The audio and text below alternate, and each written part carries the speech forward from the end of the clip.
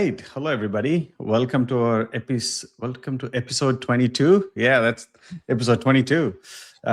We have amazing topic today, and we have Andres and Isaiah joining on the show. Welcome, everybody. My name is Emaya Kumar Jagannathan. I lead the worldwide specialist solution architecture team, and my team focuses on cloud operations at AWS. Andres and Isaiah, why don't you introduce yourselves?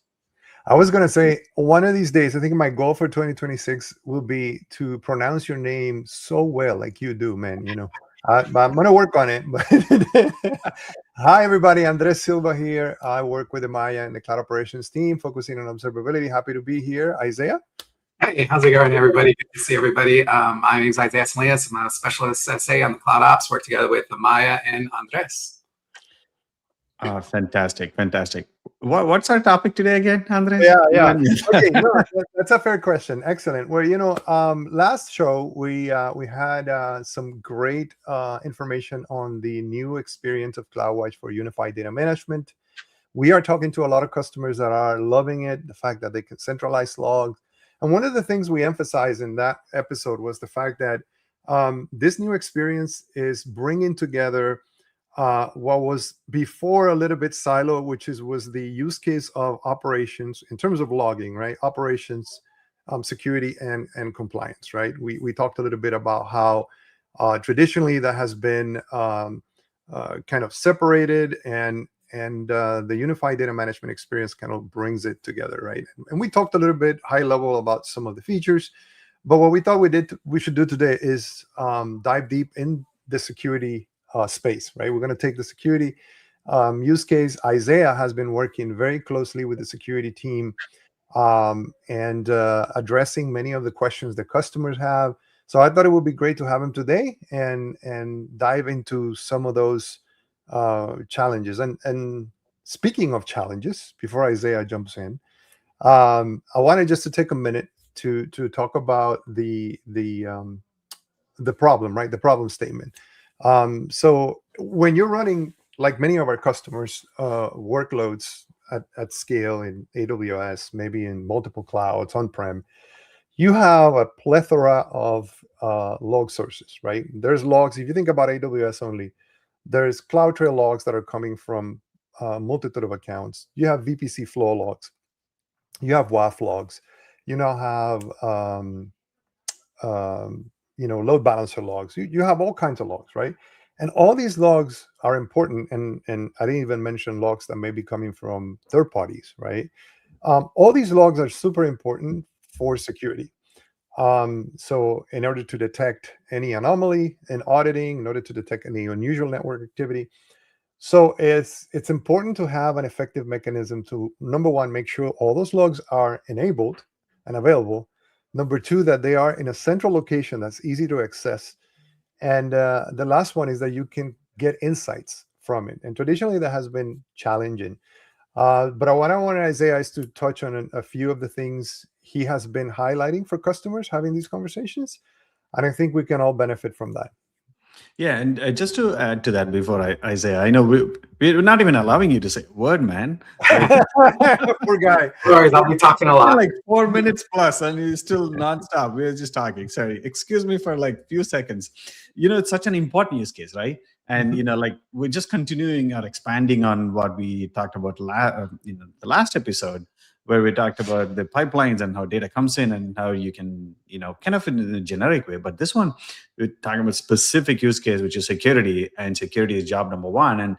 And if a system is not secure, then you probably have customers, rethinking whether they really need to get on it or not, because they're worried about their data and the users and stuff.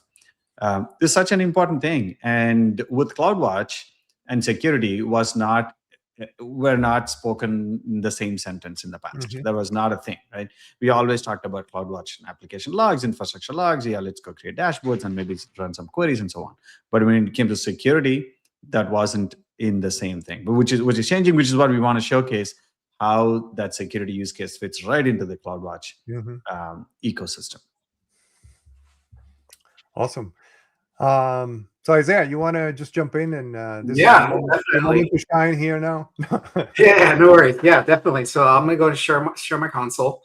All right. And we'll go step through the process. So yeah, as Andres and Maya mentioned, when it comes to CloudWatch, we're normally custom, application logs, operational logs, but now with Unified Data Store, we can bring in that security use case. And this is very important because, right now, in order to get the full picture, you can use Unified Data Store because now you can have your security logs together with your application operational logs. And it makes it a good, useful tool because when you do have specific security incidents, then you can do analytics on top of that and correlate to other security logs, other application logs to get a complete picture as far as what actually occurred and what was the timeline. So to briefly start off with, we're going to go over some of the features within Unified Data Store and how we can bring all this security data within within our Unified Data Store. So in CloudWatch, the very first piece you want to start enabling is your ingestion of these data sources. So within CloudWatch, you can either be in your management account, or you can set a delegated admin account for CloudWatch. And this allows you to set up what they call telemetry configuration rules that allow you to enable the ingestion of these data sources that you want to bring into CloudWatch logs. So if you notice on my screen, we have various data sources. A lot of these are security related, such as our WAF, our VPC logs, our CloudTrail logs, and other various AWS specific logs. But we also have third-party logs. So if you have specific third-party logs that you also want to bring into Unified Data Store, we have about 12 connectors that you can utilize and enable the ingestion of those logs, such as CrowdStrike, Microsoft 365, and other ones. So to start off with, let's just see how we actually could enable the configuration of this telemetry. So let's take a look first at CloudTrail. So if I go ahead and click on Configure Telemetry for CloudTrail, this is going to step me through that process. It's a very simple process. And what's nice about this is that since you're in your delegated admin account, you can enable this across your entire organization. So you don't now have to go to each of your member accounts, spin up basically specific infrastructure that enables all this ingestion of this logs. CloudWatch will do it for you.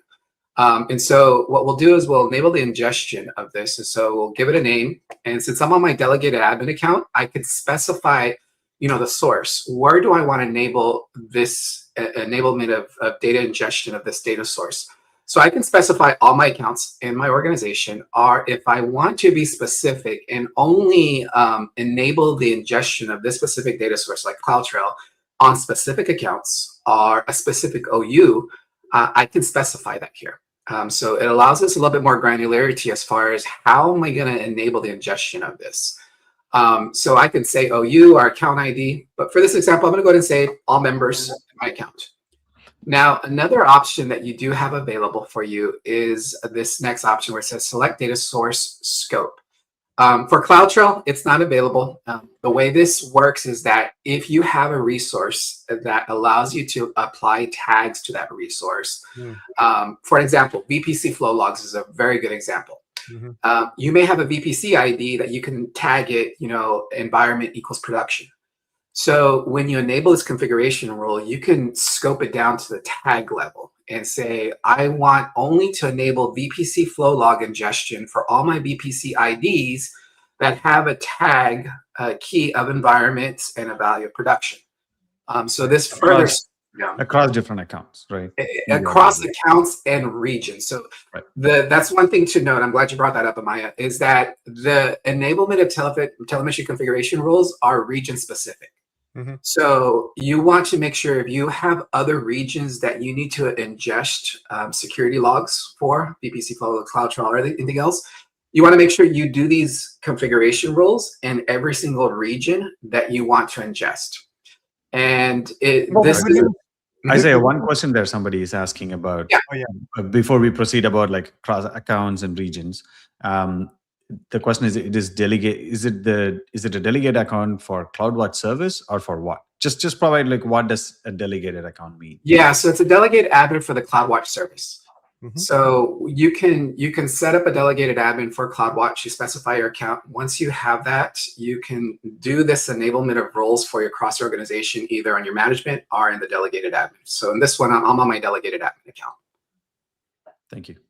Yeah, I was going to mention that the good thing is Isaiah called out the fact that this, and correct me if I'm wrong, but this telemetry config enablement rule, which is what it's called, has to be done per region, right? So if I have workloads on US East 1 and US West 2, I have to make sure I do it on both. But the good news is that it is available through CloudFormation and infrastructure as code. So you could potentially just incorporate it into whatever pipeline you're using for deploying infrastructure resources, and that's it. Is that correct, Isaiah? Yeah, no, that's definitely correct. So it is available as a CloudFormation resource. So yeah, definitely can utilize stack sets and basically deploy it that way and identify the regions where you want to deploy your stack sets to. Excellent. Awesome. So let's go ahead and continue to the next screen. So part of the enablement, the next portion is basically specifying a log group name. And so in your log group name, this is where you want to choose a log group name that allows you to utilize that for future enablement. And when I say future enablement, is that because if you specify a specific log group name pattern that's basically specifies these are going to be security logs, these are going to be audit logs, these are going to be application logs, it allows you to then utilize other aspects, like when you do governance, if you want to create IAM policies based on a resource name, you can then utilize this naming convention to now you can give specific user identities access to specific log group names. And so if you just need to give access to your security team to all the log group names that basically begin in a specific pattern that includes like security or audit and stuff like that, you can then use this log group name for you too as well. So definitely something when you're choosing the log group name, think of that too as well. It's for future use cases.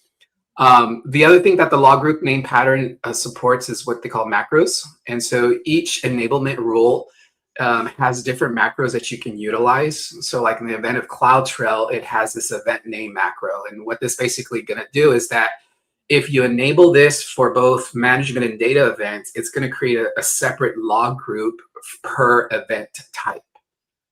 So this helps it organize a little bit better too as well. So it will create on the on the individual accounts. Correct. It will enable it and create two different log groups. Correct. Yeah, it'll create one for data and one for management events. If this was for VPC Flow Logs, you have macros that specify resource ID, which will then append the actual VPC ID to the actual log group name itself. So that allows you to implement like standard names for your VPC Flow Logs, for example. Exactly. Yeah. So Isaiah, one question that sometimes comes up, and I want you to talk about that when I'm talking to customers about this portion is, the big thing about unified data management is centralization, but we're not even there yet, right? Correct. We're not even touching on centralization. This has to do with enabling the individual accounts, correct? Correct. Yeah. So this is just enabling the ingestion of this data, of these data sources that you want to pull in to the individual accounts inside CloudWatch. We're going to later then touch on the centralization, how to bring everything together in one central account. Gotcha. Yeah, there's a question asking what is the difference between the regular CloudWatch logs that are sent to CloudWatch versus this. It is essentially the same CloudTrail logs, right? So CloudTrail logs here, what Isaiah is showing is essentially enablement of sending CloudTrail logs into CloudWatch across different accounts. So you don't have to go do that every single time. You essentially are setting up something called an enablement rule. And once we proceed, probably becoming even more clear. But that's what's happening. Yeah, and to add a little bit more on that, is what we're essentially doing too as well is mapping specific log groups to a data source.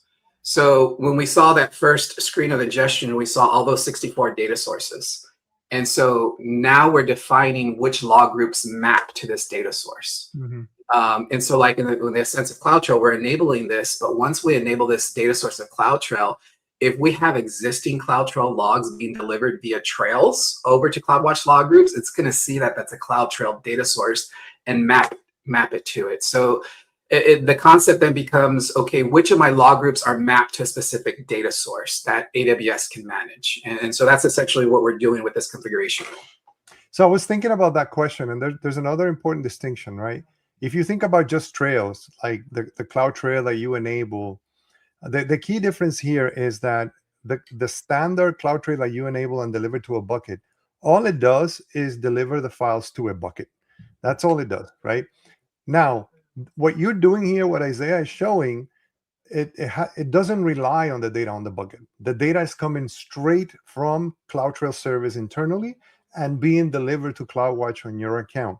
So that is actually very, very important, because what that gives you is the immutability of the data. When you put the data on an S3 bucket, somebody could potentially gain access to that bucket and potentially maybe change some of the data, which is why we provide the check for the data on the bucket and all that. But with CloudWatch, by you enabling this and taking advantage of this, the data goes straight to it, and then you're not relying on the delivery of the data to the S3 bucket. I think this is an important distinction, because especially because we're talking about the security use case, it's super important. Yeah, no, very good. So to continue with the configuration rule, then the next portion, you're basically defining your retention policy, your retention settings for this log group. So depending if it's a security data source, security logs such as CloudTrail, VPC Flow Logs, you definitely want to define a retention that aligns to your security policy, your compliance requirements. You have minimum never expires up to 10 years. So depending on your requirements, we can go ahead and choose what best fits for your use case. So for this example, I'm just going to choose 1 month for right now. We'll go ahead and click next. And then this is the screen where then basically the configuration comes into play as far as that specific data source that you're enabling. So I'm doing CloudTrail. So I'm presented, how do I want to configure CloudTrail events being ingested via CloudWatch?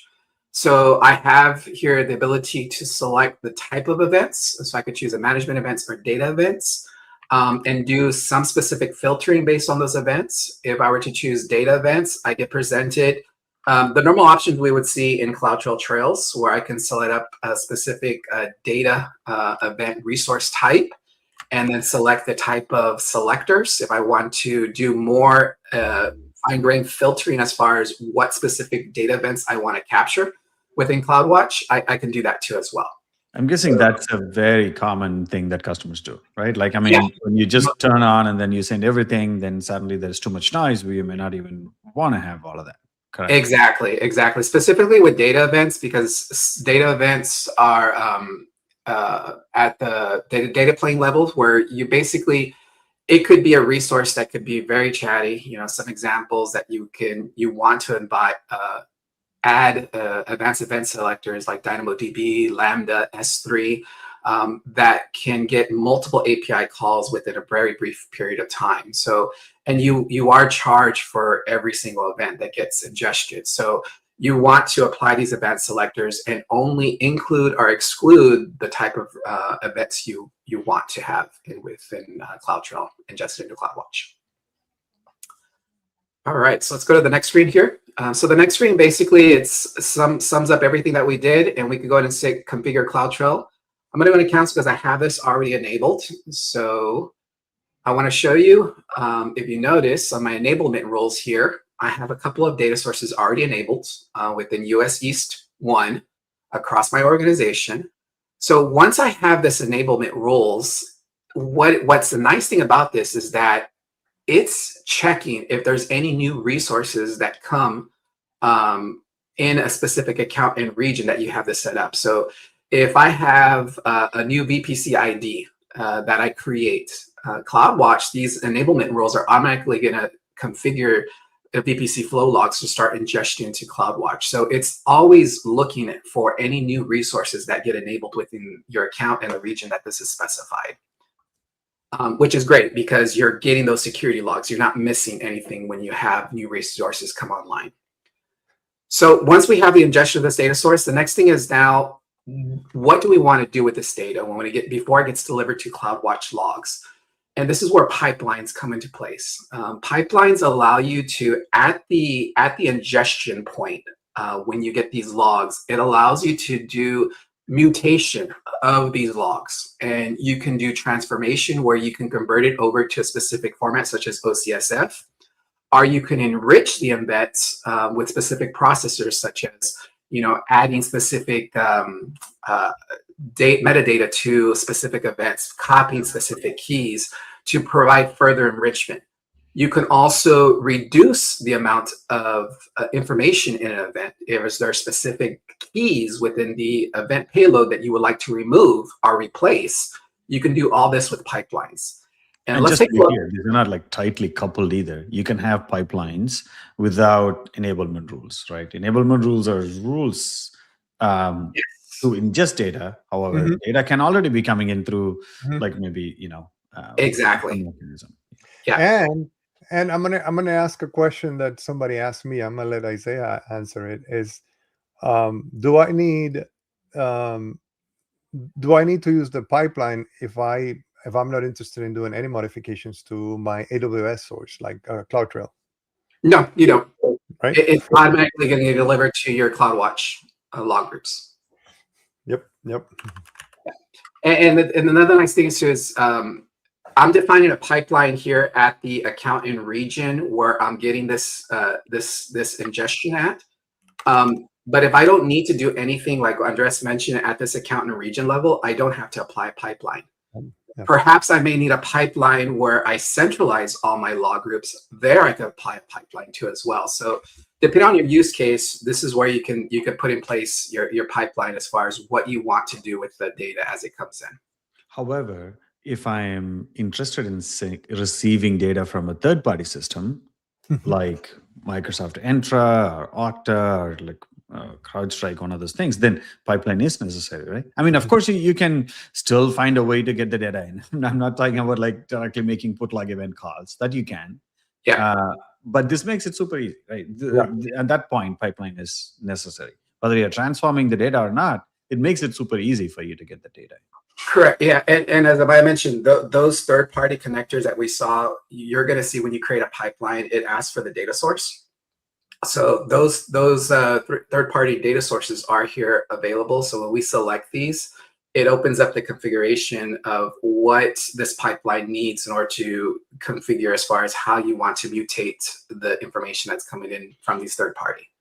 But at the same aspect, brought up another question as far as perhaps I already have specific events or security logs in my CloudWatch logs that aren't utilizing one of those data sources that I would enable with configuration rules. This is where your custom sources come into play, where you can define a custom log from CloudWatch, and you basically define, okay, which is my log group that I want to utilize from my pipeline and do mutation of those events. You also you could point it to a specific S3 bucket where you can put specific objects in JSON or CSV format and then pick up any new objects from that S3 bucket that gets basically passed through the pipeline, does its mutation, and sends it over to a CloudWatch log group too as well.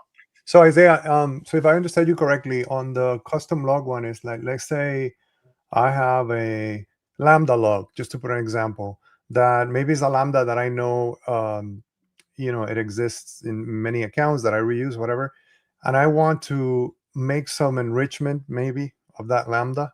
I can use the pipeline to do that. I just specify the custom, and then what do I do next? Yeah, so in order to use that in that specific use case, one step that I'll show you after this is that, as I mentioned before, and when you do the enablement of the rules, it's basically mapping everything to a data source. So one requirement to use custom logs is to make sure those custom logs are mapped to a custom data source. Got it. And I'll show you how to do that. So you have like Lambda logs. How can we map that to a custom data source? Once you do that, you can then, it'll appear within your pipeline as an available data source. All right, so in this example, let me go ahead and choose CloudTrail.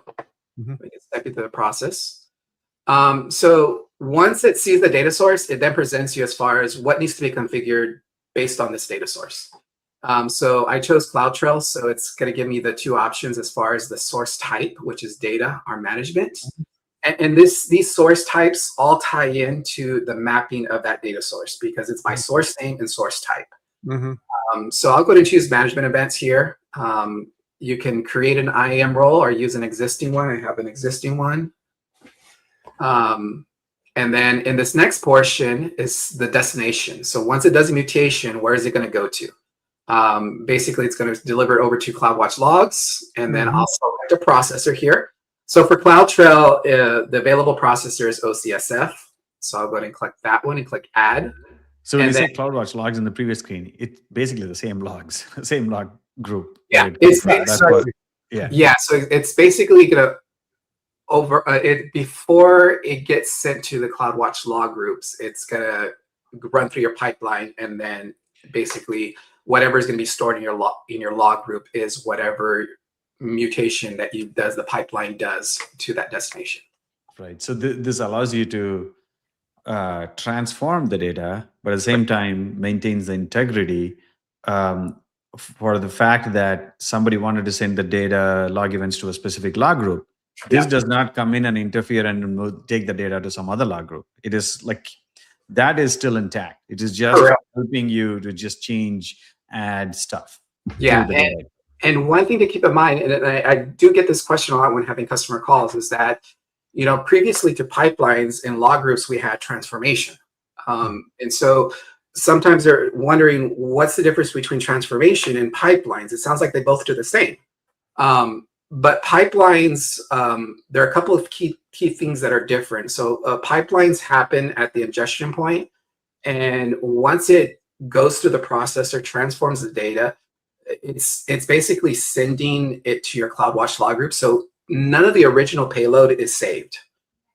Versus a transformation, you do still have the original payload that is saved, and you have the transformation payload.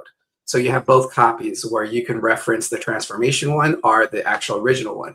With pipelines, once it runs through it, the mutating of the data gets saved into your CloudWatch log groups. You don't have the original one. The other thing too is that when it comes to ingestion, the amount of ingestion happens post pipeline process. So that's one thing also to keep in mind too as well. With transformation, the ingestion, you're having both ingestions, the original one and the destination one. Another key factor is pipeline is at the data source level and transformation is at the log group level. So that's a couple of key differences. All right, so let's go ahead and click on next here. So sorry, Andres was trying to say something, but he's on mute. You can unmute. No, I was muted. I think Isaiah muted me because he doesn't want me to ask anymore. No, Isaiah, I was going to ask, transformation is, or just call out transformation at the log group level is not going away. Customers can still use it and enrichment, and that's why I think I love how you explained it. So in a scenario where, let's say I'm doing some enrichment on the at the log group level, once it gets, if I decide to create a data source out of that specific one or add that to a data source, it will have it will have like an additional transformation at the point of it of going through the pipeline, but the original data in the log group still remains the same. Is that correct? For transformation, yes. Pipeline, no. Right, exactly. For transformation at the log group level, yeah. For when on the destination as it goes through, yeah.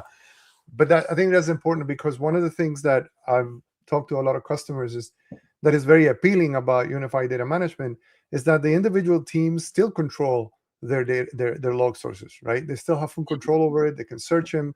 They can, create indexes if they want. They can do transformation, but then the whole unified data management piece comes after, and then you can do all these additional things to it. Is that correct? Correct. Yeah. Very good. All right. So at the end of this screen, basically, you just create the pipeline. I already have one created, so just want to show you what it looks like. So once you have your pipeline created, I have one for VPC Flow Logs we can look at. What's nice is that once you have the pipeline created, there's CloudWatch metrics that get applied that you can monitor the health of these pipelines, where there's specific errors, where there's specific records that were unprocessed, and so forth. So you can tie into specific metrics where you can enable alarms, notifications, where you can do a reactive approach whenever something happens that you need to be aware of within your pipeline. It also gives you the visual representation. So basically what I set up in CloudTrail. But with the VPC Flow Logs, I want to show you some additional things that I did with it. So in the VPC Flow Logs, let me go and just choose Edit the Pipeline if I can show you what it looks like. So in here, I did something similar to my CloudTrail logs. I'm transforming into OCSF. And now one of the main reasons why I'm transforming to OCSF is that I'm standardizing all my security logs into one specific format, to where my queries that I utilize, I can utilize them across my different security logs, since I'm standardizing in one specific OCSF format. So the field names are going to be very similar across your different security logs. So this helps with utilizing your SQL queries. What I could also do is, after I transform it to OCSF, I can then do further enrichment. And in here, in this specific use case, with VPC Flow Logs, whenever I do capture specific communication to my any resources within my VPC endpoint, I could capture the protocol number of it. And this could be like port 22, ICMP protocol, UDP protocol, TCP protocol.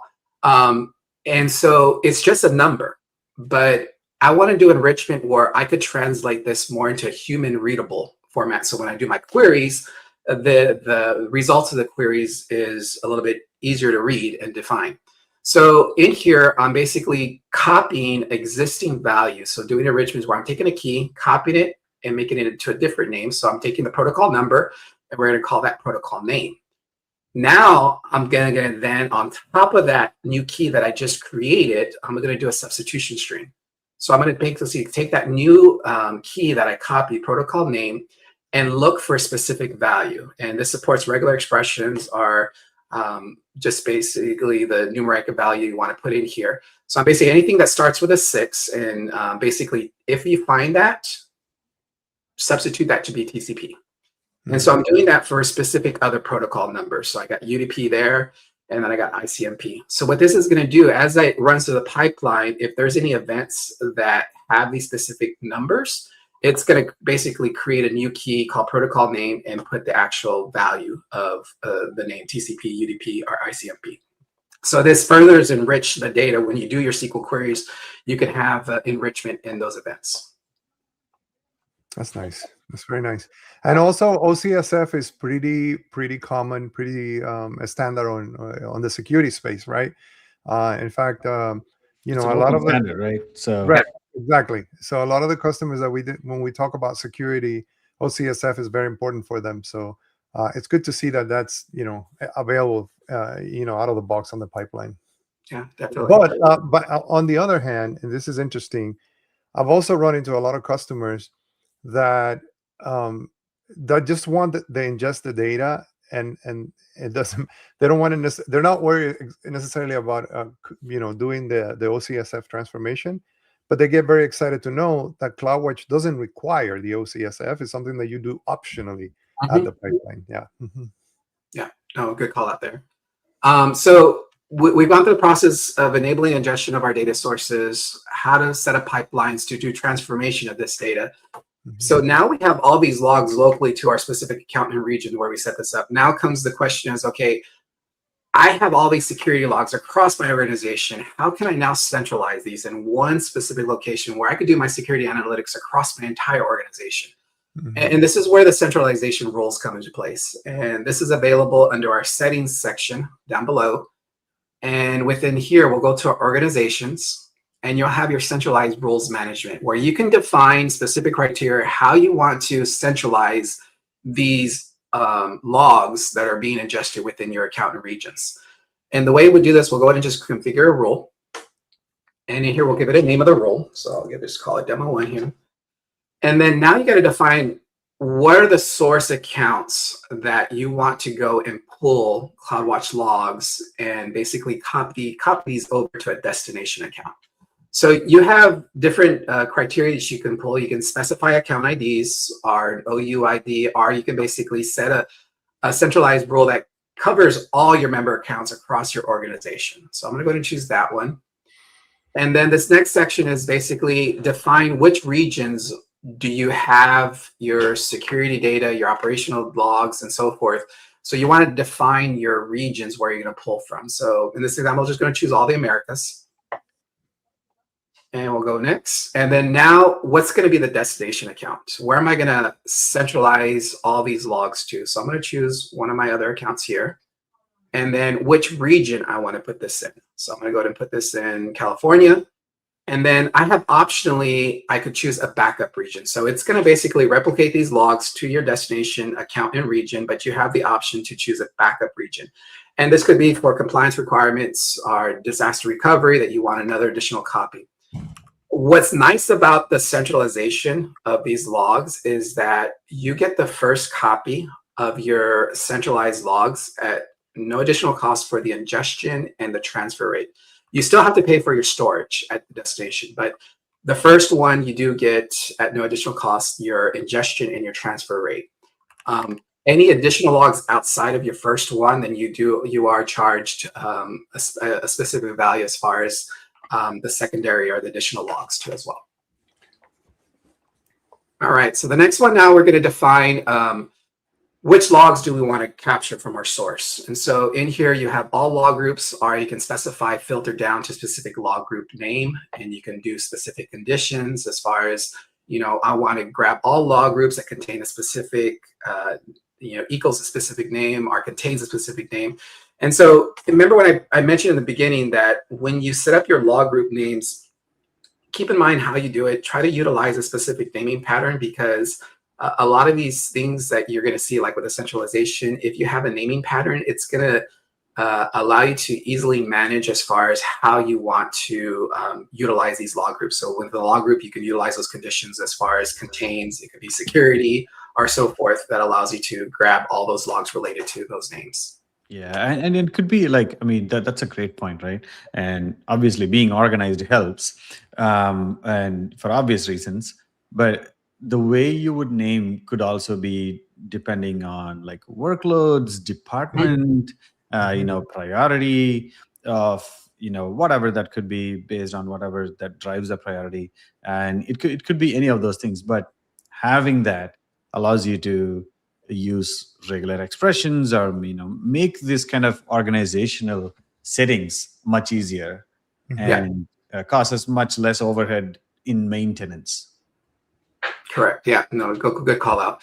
And another portion too with your logs, that when you define this centralization rules comes to your KMS encryption, because when you set ingestion for CloudWatch logs, it's by default encrypted.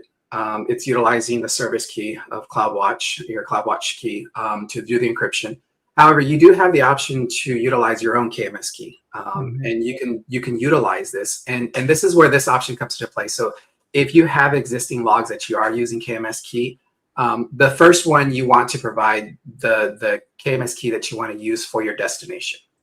The second option basically will bring in those log groups that have KMS key, but then utilize the service key for the encryption. The third option will ignore that log completely if it has a KMS key and not copy it over to your destination. So that's something to keep in mind if you are utilizing KMS. So I'm going to click on next. So once this is done, we create the centralization rule. What that's going to do, it's going to start then replicating those logs over to your destination. And one thing is that you're not limited just to one centralization rule. You can have multiple ones. And one key thing is you might have different business units that they may need a subset of their logs in a central location. You may have a security team that they need all the logs in one central location. So you will have multiple use cases where you would need to find different centralization rules to centralize all these logs into one specific account and region. One that comes imagining an organizational hierarchy, right? Sorry, Andres, I spoke over you. Good. No. Go ahead. Yeah, go ahead. I was going to say that one use case that comes up a lot in conversations with customers is data sovereignty. So you may have, for example, workloads and EMEA, right? And you want to make sure that any logs, you want to centralize the logs, but you want to make sure that they stay there. So you can centralize them in one of the regions over there. That's very another use case for these multiple centralization rules that comes in very handy. Yeah, no, good example. So now that I have all this centralized, now I'm going to go over to my account where I have all my logs centralized into one location. Let me run into that account here. So let me bring that up here. All right. So this is the account where I'm centralizing all my log groups within the different regions that I have enabled. So I have VPC Flow Logs, CloudTrail logs, application logs. They're all set to come to this specific account and region. So if I go into CloudWatch and go under log management, I'm going to see all my logs available to me here. And one thing I wanted to highlight, you see on my VPC Flow Logs, I have some that say VPC Flow Log and then resource ID. So I set this up because I want to show you the difference between having them all separated by resource ID versus just putting them all within one log group. And now you have all your logs within different accounts and region in one log group itself.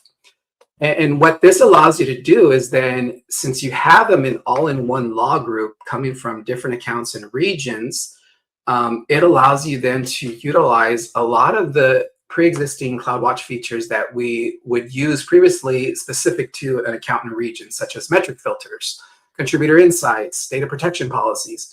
Now we could apply these across all our security logs, all our VPC Flow logs that we're centralizing in one location. So let's look at the CloudTrail, because I have some examples of my CloudTrail ones. So I go to management here.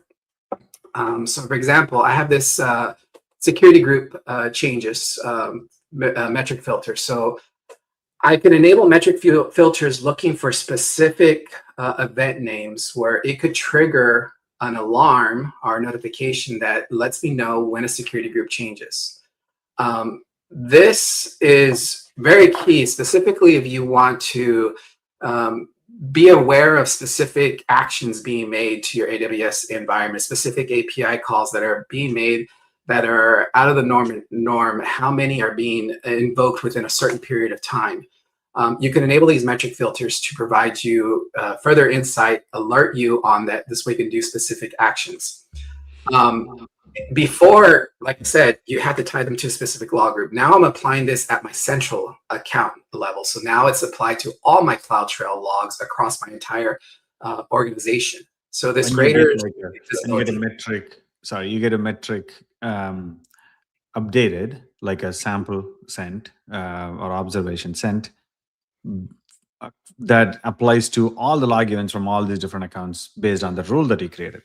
So with that, like you have this one place where anytime there is a security change happens, security group change happens, you get notified or you take action. And yeah. And the good thing is you're told to which account, because that's also another detail. Yeah, exactly. I'm glad you mentioned that, Mike, because like when it's centralized, when you create these metrics, you're able to append the specific metadata that gets carried over the centralization, such as AWS account and AWS region. So these metrics set up these specific dimensions where now you can specify in one central location all your specific metrics associated to a specific account too as well. The other thing that you can greatly use is contributor insights. Contributor insights will show you the top outliers as far as what contributed to the specific filter pattern that you set up. So I set up some for security group changes. And so you can see different security group actions being made as far as authorizing, revoking security group inbound rules. And so you can utilize this. And again, it's being used, analyzed across all your CloudTrail events within your organization that you set up your centralized role for. So let me go over to how we can look at some of this stuff. So let me go over to my log insights. So with log insights, we have facets. And so what facets allow you to do, it allows you to, I'm centralizing all my security data in this one account. And so now I can utilize facets to now key into specific areas within my with my centralized logs. So some of these facets could include data source names. So if I want to see all my VPC Flow logs, I just click on this, and now it narrows it down to just a VPC Flow logs. If I want to go more granular, okay, I do VPC Flow Logs, but I also want to look at, where's another one here, disposition, as far as allowed and blocked. And remember, these keys, they're in OCSF format because I have a pipeline in this account that's basically transforming all my security logs into OCSF. So then I can have common fields that I can utilize when looking at my CloudTrail or looking at my VPC Flow Logs too as well. Is that the meaning for that blue pin that's there, or? I'm sorry, was it? The blue pin icon, like, is that does that mean that you transformed it? I'm just. That's a good question. I'm not sure. I am not sure. All right. Yeah, but I'm definitely going to find out because now you got my curiosity piqued as far as. I can't see them that well, but is that because they're index? Are those the index ones? Yeah, I do have these index. Yes. So that is the blue thing that they're index. Is that what it is? Could be. I'm not sure. We're not 100% sure. Yeah, we'll find out. So let me take a look at some of these sample queries I have. So I want to look at this block attempts by IP. So I had a specific incident where I had specific traffic from a specific IP, but I wanted to see what all resources were affected. And so I'm coming to my centralized accounts. I'm utilizing my VPC Flow Logs and just running a specific log insights query that is based on a source IP and show me everything that was blocked based on the source IP. So when I run it, maybe go do 3 hours, 12.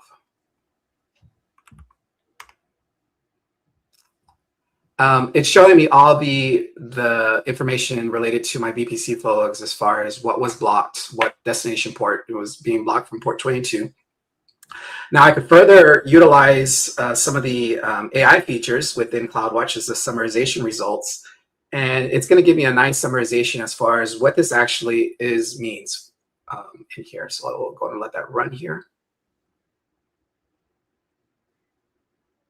So instead of like reading through the log events, now I get a nice summary. Exactly. So in here, it's basically telling me, yeah, there was network activity from this source IP within this account. It was trying to access these specific ports. This is the internal IP. These were the connections being blocked and so forth. So it gives us a nice summarization of the output of this query. Now, what I could do further is, okay, I had this suspicious IP that was doing something against this instance. Did it do anything else? How can I correlate my VPC Flow Logs with my CloudTrail logs? So I can utilize this other query here, where now I'm taking both of my log groups, my VPC Flow Logs and my CloudTrail logs, and correlating events between both, and try to give me an overview picture as far as what events occurred during these time periods where that specific IP was blocked. So it's going to run this query.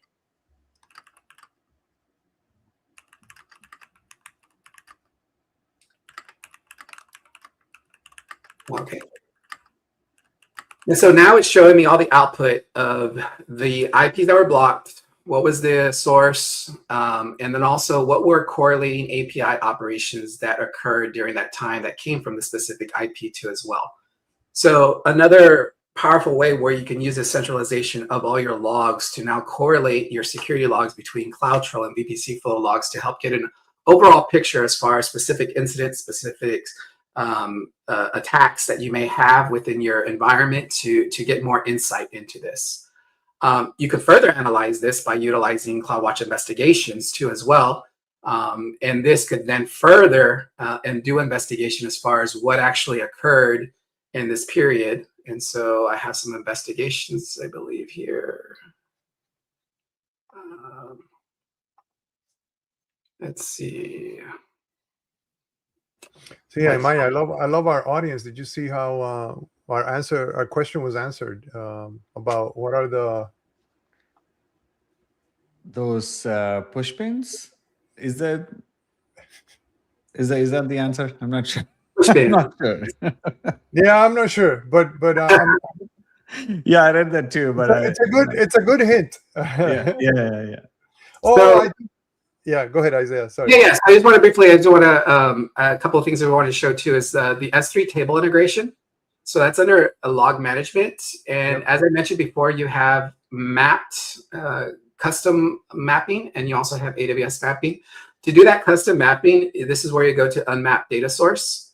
And like, for example, I believe if you like, for example, if I had some Lambda logs, I could go here and say map to a data source. And I could say, this is going to be Lambda, and this is going to be functions. And what that's going to do is it now maps all the logs with these same ones under this data source name and source type.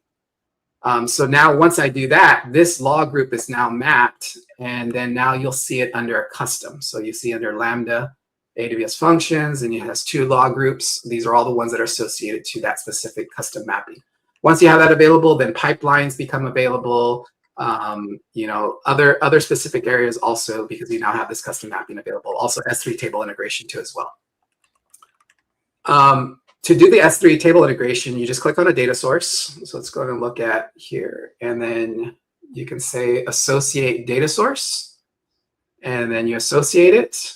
What that's going to do is it's going to put it into your S3 bucket that you have under S3. So we'll go and take a look at that. So under the table buckets, you'll have a table bucket that's called AWS CloudWatch. And you'll have the various S3 tables that are associated to your data sources.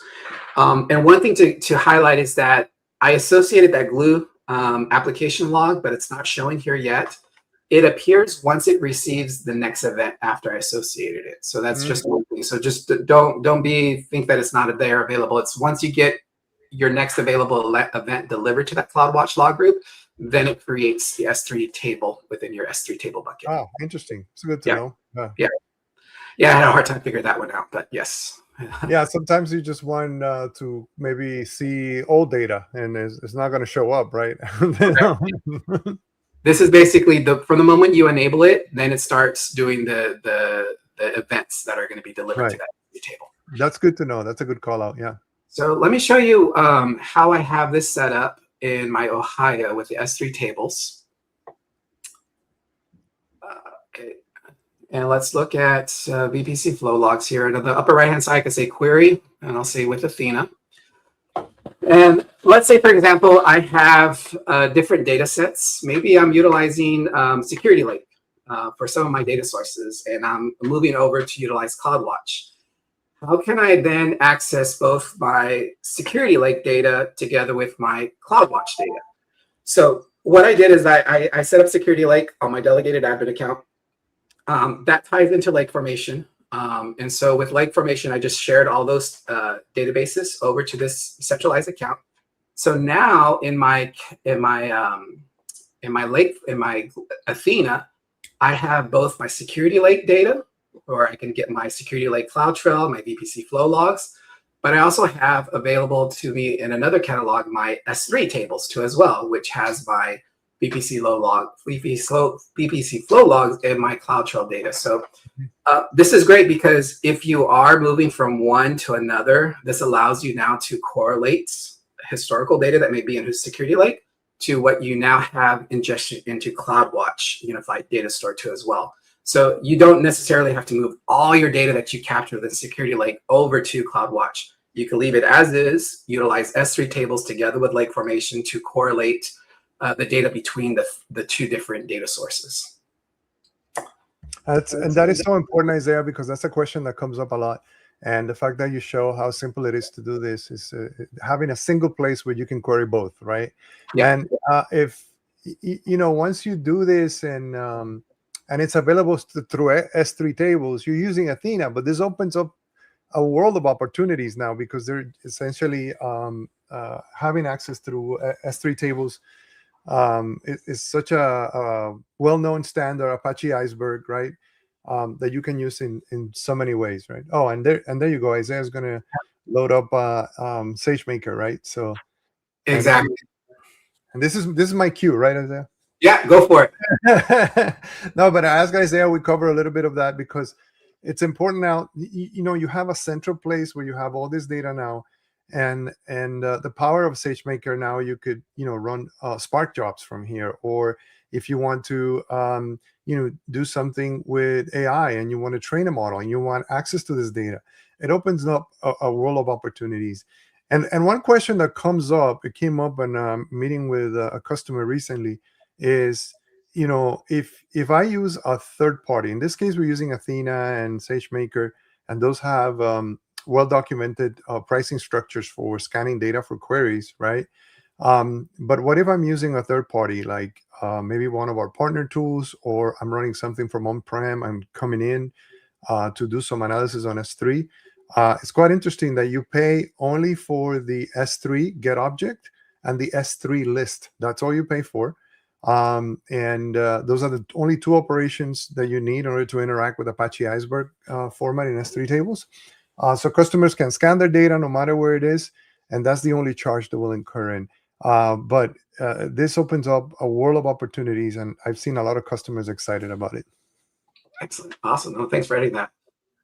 Yeah, so that's basically what I wanted to highlight within how you can utilize your security use case within CloudWatch Unified Data Store. Definitely, if you haven't tried it, give it a try. You'd be surprised what you can do within CloudWatch. Yeah, that was quite detailed. It was awesome, actually. Go through the ingestion and like transformation and all that stuff, that to keeping the security use cases in mind with the CloudTrail.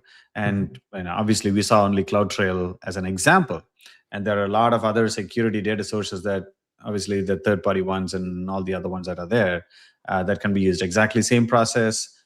Essentially you would just see different kind of data, but it all comes to CloudWatch. Not only you can do all the CloudWatch things there, but you can use Athena or SageMaker Studio or like whatever, because CloudWatch makes it easy for you, right? Yep. And didn't even mention about the cross-account, cross-region part there. So it makes it even more appealing. All right. Okay. Anything else, Isaiah? Any other closing thoughts? No, that's about it. I would suggest also take a look at our observability best practice. We're constantly publishing new guides there. We have one on security best practices with the CloudWatch logs that provides a lot of good prescriptive guidance on how you could put specific governance around your log groups too as well. Awesome. Yeah, observability best practice, and also we have the cloud operations best practices where we more go a little bit deeper in the CloudTrail and systems manager side of equation. But yeah, please take a look, and we keep publishing a lot of new stuff and keep updating the existing ones as well. So that's that'll be quite useful. All right. So thank you, folks, for joining. We have like about a minute left, but I think we can still wrap up. But if you want to see a specific topic, please feel free to comment on the in the video, so we can potentially prepare and talk about it. We just want to know what you want to see us talk about. Obviously, we have plans for next week and stuff like that, but we will certainly consider and looking forward to knowing what you want us to cover. Thank you. Be safe, take care, and we'll see you guys in the next episode. Thank you. Thank you.